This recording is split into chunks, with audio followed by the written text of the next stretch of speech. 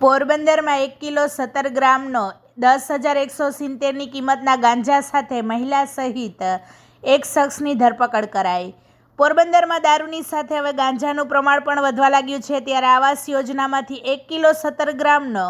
10,170ની કિંમતના ગાંજા સાથે નિઝામ ઉર્ફે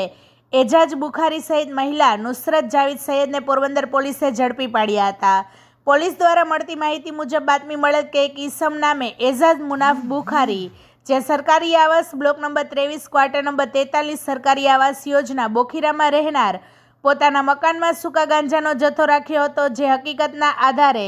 સરકારી પંચોને સાથે રાખી રેડ કરતા એજાજ મુનાફ બુખારીએ પોતાના કબજા ભોગવટાના મકાનમાં સૂકા ગાંજા કુલ વજન 1 કિલો 17 ગ્રામ, જેની કિંમત 10,170 સાથે